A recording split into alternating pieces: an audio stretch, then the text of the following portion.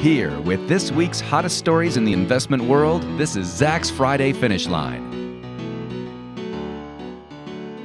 Hello, and welcome to the Zach's Friday Finish Line. I'm Ryan McQueenie, a content writer here at Zach's, along with one of our editors, Maddie Johnson. Hello.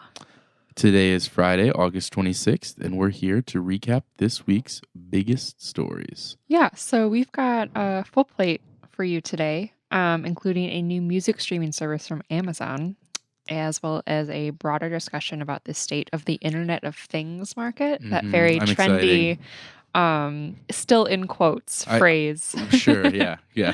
But first we're going to look at a story involving Hillary Clinton, allergy medication, and free market capitalism. Yeah, if that doesn't get you excited. What a plateful. If that doesn't get you excited about this story, I don't know what will.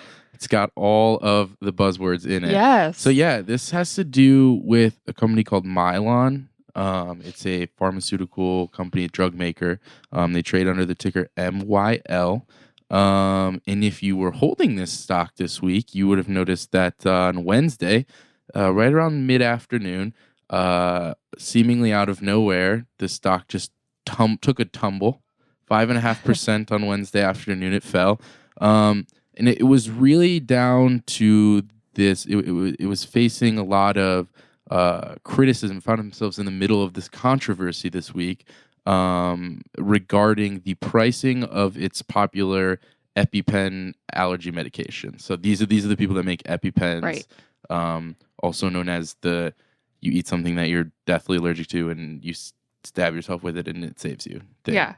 And they're what, $600? $600 for a pack of 2, which you have to replace. If you don't use them, you have to replace them yearly.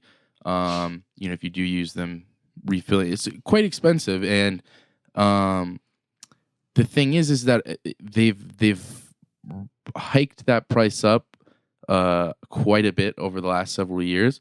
And this is where Hillary Clinton comes in. She actually tweeted out on Wednesday afternoon, tweeted a link to a longer Facebook post. So there's a lot of social media going on with Hillary Clinton this week.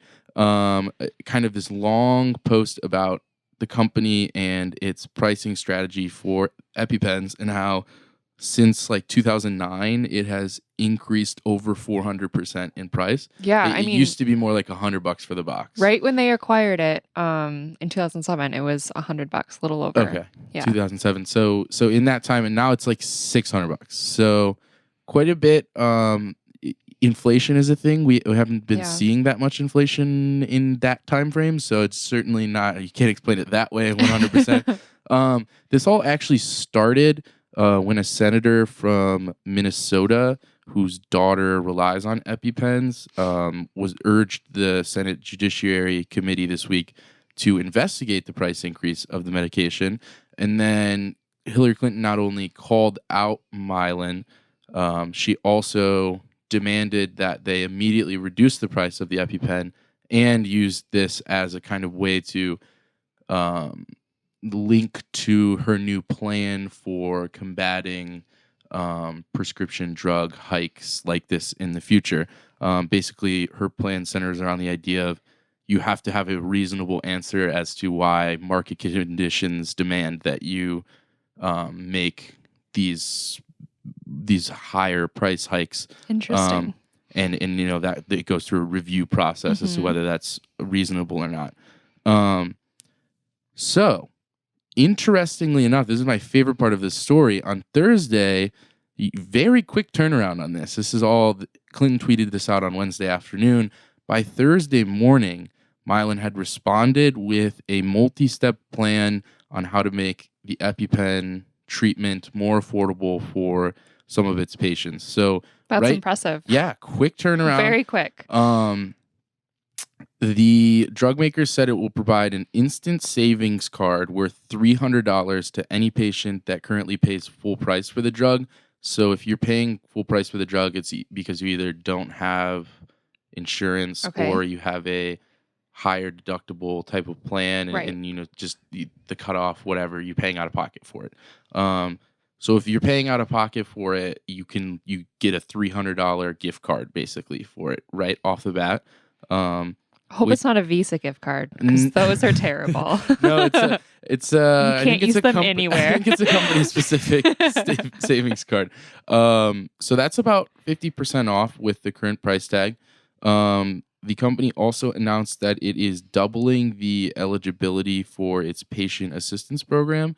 So basically, the patient assistance program is if you certain household income cutoff, um, you get it for free, Right. Okay. or you're eligible to receive it for basically nothing, as they put it.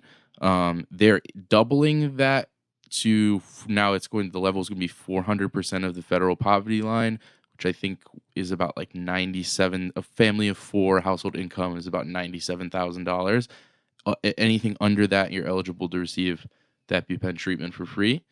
And they also, made sure to note that they give away quite a bit of EpiPens to school systems Right. throughout the country. They're continuing that program, and they're also looking for ways to open up pathways to get the consumers able to purchase directly from Mylan to Okay. kind of cut out the middlemen and reduce costs again that way. Well, and it'll also be interesting because when and if a generic comes to the market, if that $600 price tag will go up, Sure. and then what can we expect from the generic EpiPen as well? Yeah. So I think the other thing, hovering on this, all the political involvement here, Clinton obviously using it as a way to kind of pitch her plan for prescription drugs. I thought, on a side note, this senator whose daughter uses the EpiPen, who kind of first brought this to light, she was the one advocating for it in front of the Senate Judiciary Committee.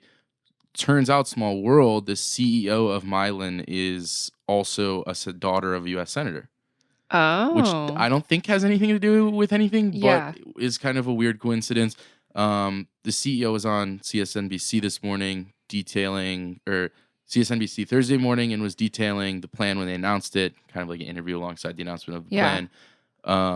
And she said she wanted to make sure, first and foremost, that everyone who needed an EpiPen had an EpiPen. So I guess light on the other side of the tunnel. I don't know if that's the right phrase for it, but encouraging to see a company get called out and go, hey, maybe you're right. We can be doing a better job getting patients who need this medicine, the medicine they need.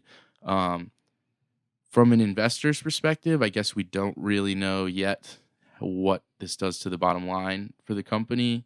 It might cut into earnings. It might not. The PR gain they get out of it might cancel out any might earnings. Help boost it even. Yeah, I mean, there's definitely an argument to be made that this is more of a public relations thing. But interesting to see nonetheless. And, looking forward into this presidential campaign, if Clinton continues to keep drug prices at the forefront of her campaign, because now it's very much in the spotlight. Definitely.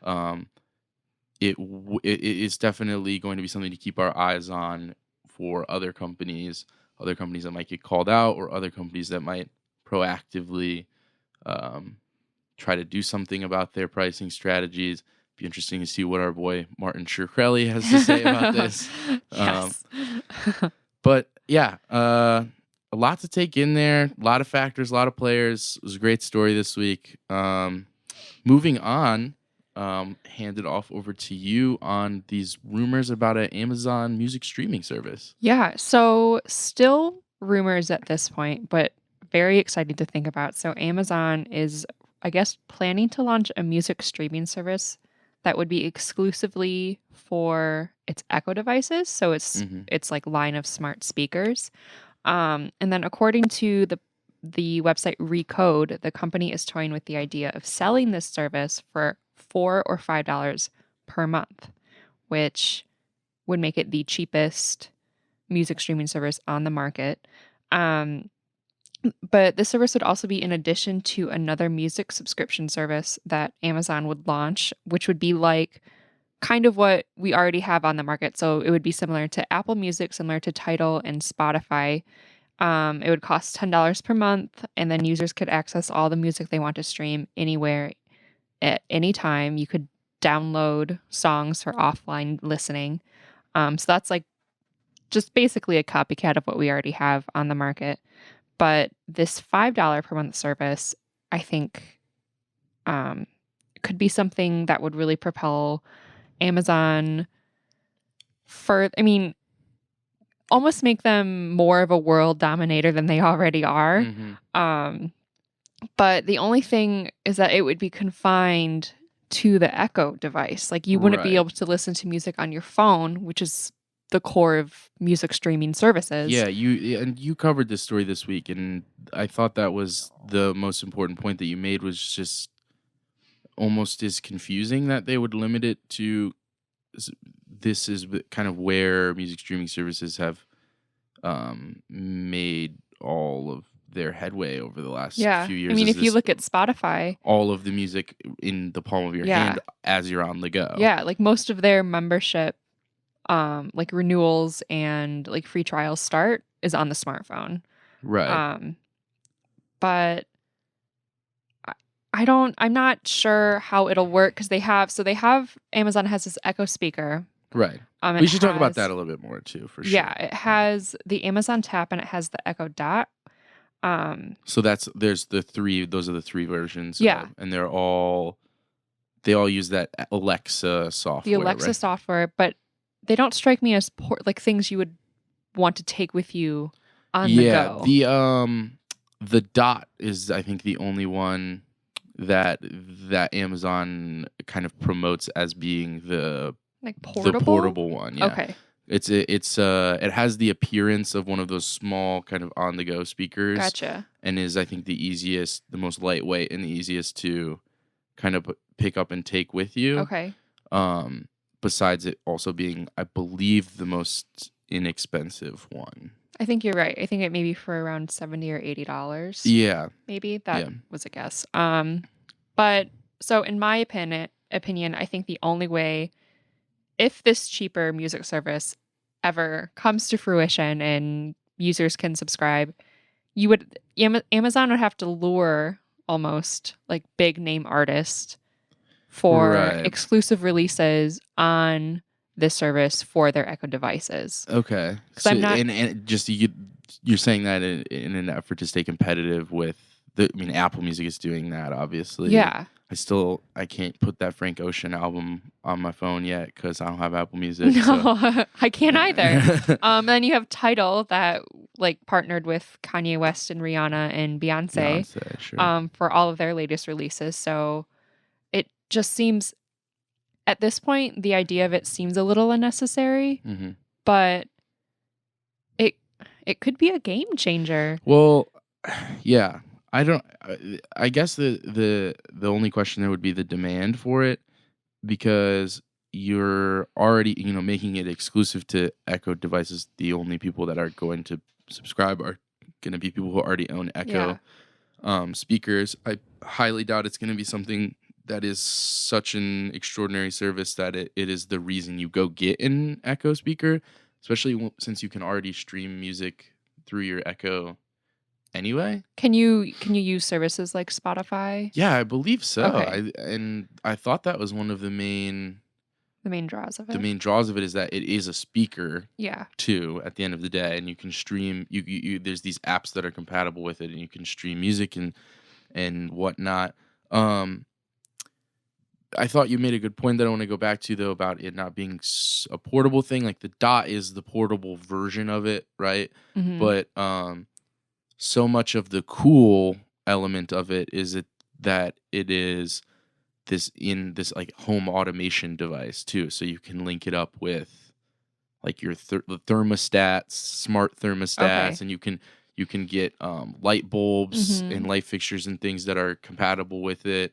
When you go on to Amazon's website, they make it very easy for you to find Alexa or Echo compatible products. And that's why it's so cool, is because you can put it on your kitchen counter and you can say like, hey Alexa, do this, turn on my TV or whatnot. Yeah. And there's all these different things you can do. And that's why, it's not something you're always picking up and bringing with you, to go out. And then Which very much limits the amount of time I would be streaming music with it. yeah, and you also have to consider all of the I don't want to say legal issues, but I mean Amazon is going to have to Royalties and the stuff royalties like that. they're going to have to negotiate with the labels, and that gets really messy. I mean, look at Spotify. I mean, Spotify, it's like something that you love to hate. Right.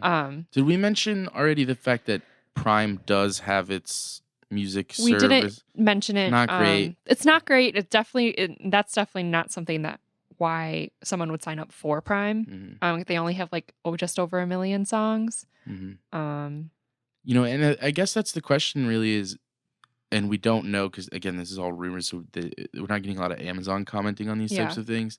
But the question really is, did they see something like, Prime Video or the Prime Music Service or this music service or any of these things? Do they see them as cool, fun things that Prime users can use to interact with Amazon more frequently, or are they pushing it as the reason why you sign up for Prime?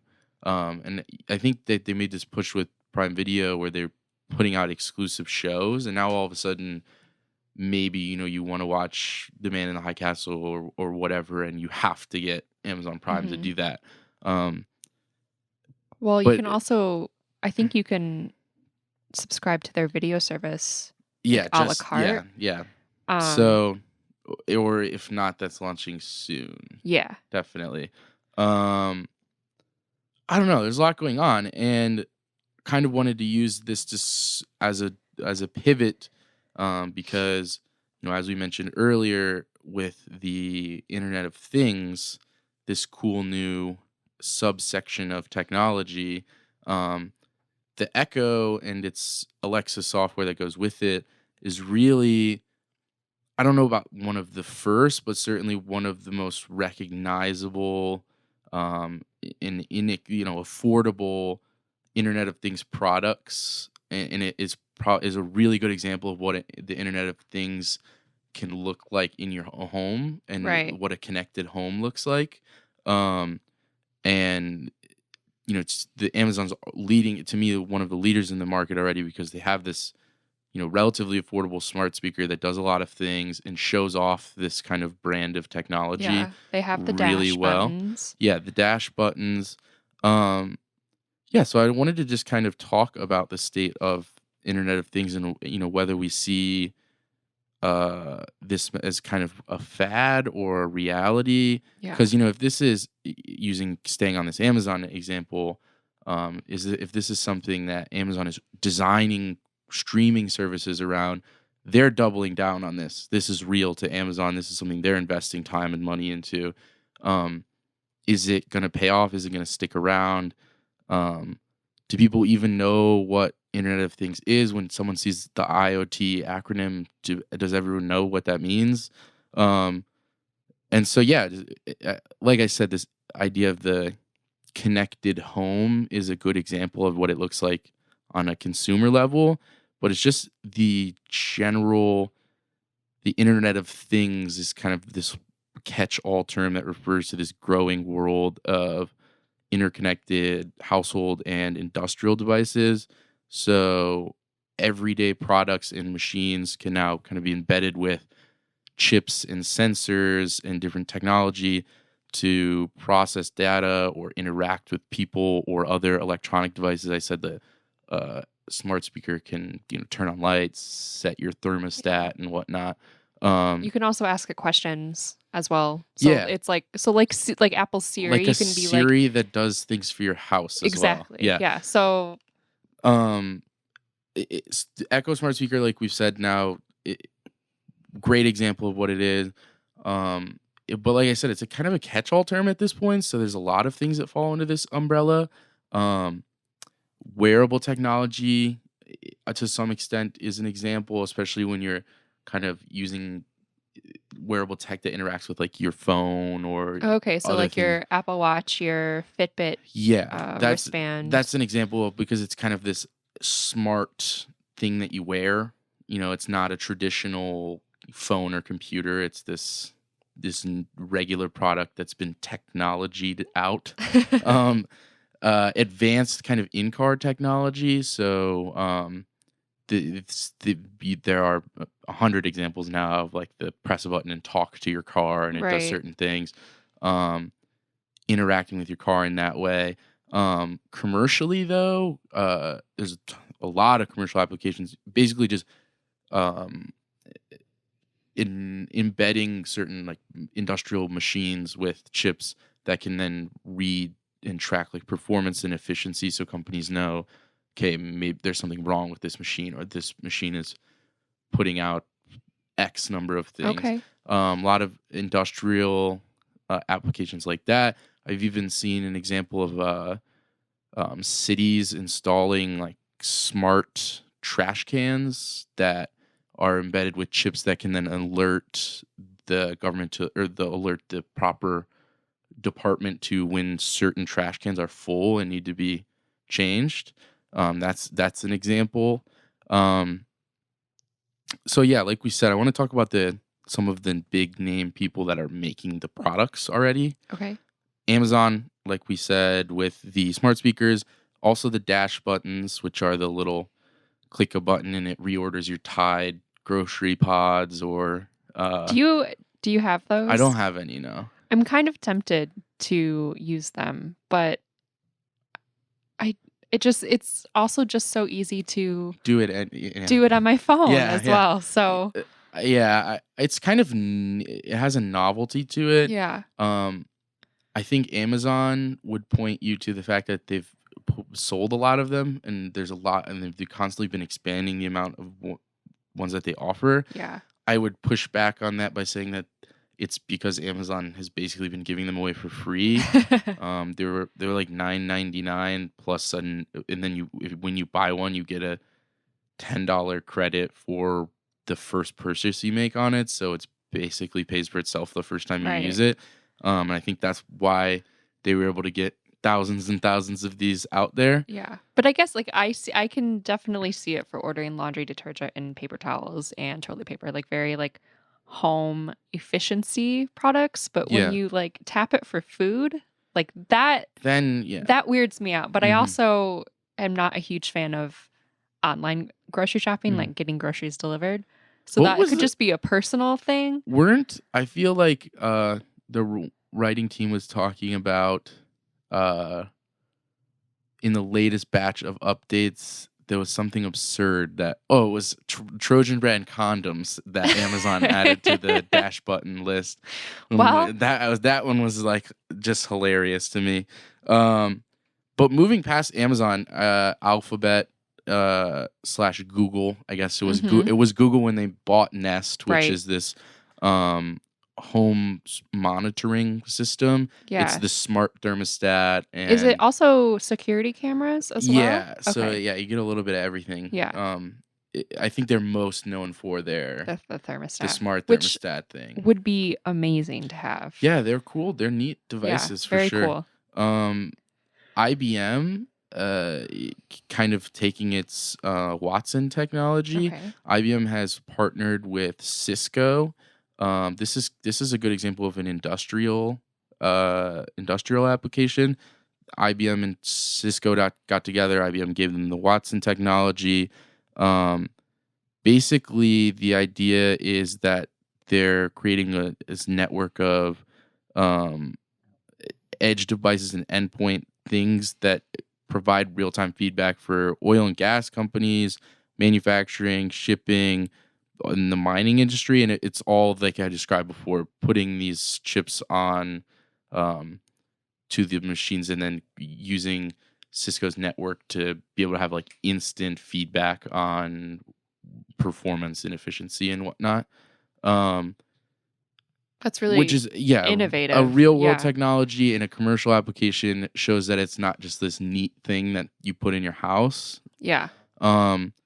And Apple the Apple Watch, I think you could use as like I said, wearables are kind of an example. They're almost their own thing at this point now, though. Apple has a patent, though, it's for something called local device awareness, which just basically describes an automated relationship between multiple close-range devices. So that idea is that this kind of network of devices within your home and how they interact with each other and communicate with each other. So Apple has this existing patent for that, which certainly implies that Internet of Things is on their radar.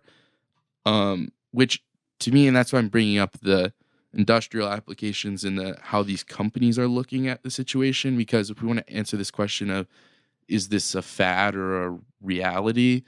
To me, it implies that it really is a reality, because, I don't want to just say these companies are investing a ton of money into it, so it's real and it's going to stick around, because companies have been wrong on trends before. But it seems like something that makes life easier for a lot of people. It makes doing business easier for companies. It is the technology is being created, is here already, is being created still. And it also, this kind of umbrella term has become something where the Internet of Things has just endless possibilities of not to use the word again, but things that it could be that could be incorporated into it. So and like, to me, when I see Internet of Things, I think I don't know what to think, but it's like, it's a very trendy, it's a hot button issue, but really the current applications aren't trendy.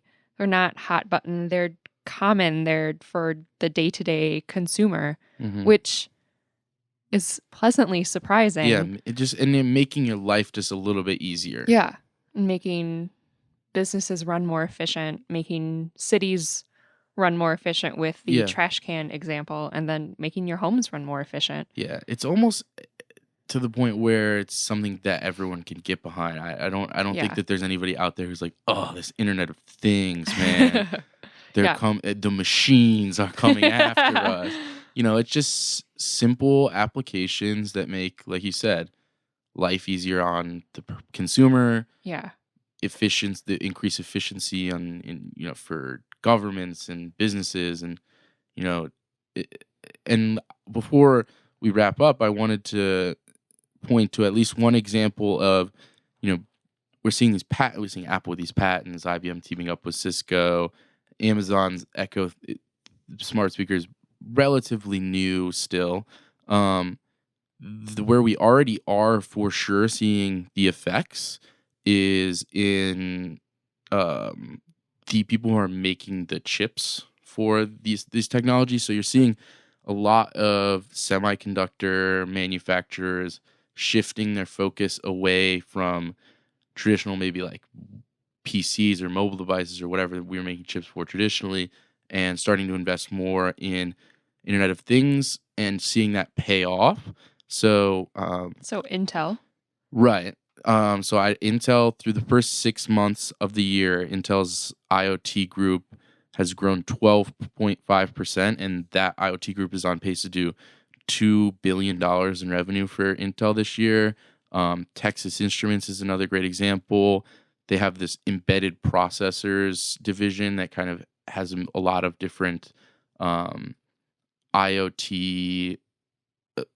chips that are applicable to IoT devices within it. Are they the ones that make calculators? Yes, Texas Instruments. All right. That's how I would venture to say that's how most people would recognize the brand. Yeah. But yeah, they're the calculators in high school and whatnot. But it's actually a very small amount of their revenue. Interesting. So they reported in this latest earnings report, they reported 9% growth year over year in their embedded processors division.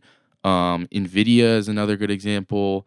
They have done a lot with this advanced in-car technology. They have something called the Tegra Automotive processors. That's kind of a branch of their company that they've seen a lot of growth in recently. In its most recent report, Tegra revenues grew 30% year over year and 4% sequentially. And it doesn't.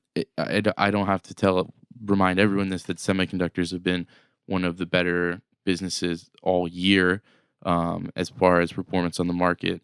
And it isn't because the people just randomly started buying computers again, or that phone sales have been through the roof this year. That it's because they're adapting to these changing demands in the industry, in the market, and one of the new demands is for chips to use for Internet of Things products. Yeah. So This whole conversation, proof that it's real. Yeah, has gotten me thinking of Bluetooth and how far we've come just from the simple use of Bluetooth. Yeah, and that could have been like the first example of Internet of Things type of because I behavior. still use Bluetooth to connect my phone to my car or my wireless speaker, or my phone to my wireless speaker. So it's those simple day-to-day things, just like, I don't know, like a whole new grand scale. Yeah, this is Bluetooth on 2.0. steroids. This isn't touch a button in my car and call mom because the city has made talking on cell phones illegal while you're driving, which is a very real part of my life. All of those things are true. But this is touch no buttons and just talk to a thing laying on your desk and have the temperature go down 3 degrees in your house without moving. So Bluetooth on steroids almost is how you could look at it. Almost, yeah. So yeah, fad or reality, I don't know. I mean, I guess we'll have to see throughout, in the future if it sticks around or if people are interested in these kind of consumer level products. But to me, it does look like the demand is starting to be there. You're seeing that with the growth in these IoT divisions of these chip makers. And you're seeing companies like Amazon double down on their products for these things. So I'm glad we were able to have this conversation. I mean, I it's been something I've been interested in covering, and certainly something that a lot of folks could use some explanation on. Definitely. For sure. And it helps that it's becoming that we're seeing more concrete examples of what it was. Because even just a year ago, it was probably 10 times more vague than it is today. And that's saying something. So. Exactly. All right. Well, I think that just about does it for this week. As always, you can find our full coverage for all of these stories. And we have plenty of coverage on the site for Internet of Things, stocks to look out for. And you can find the links for all of these in the corresponding article. And thank you for joining us this week, and we will see you next week.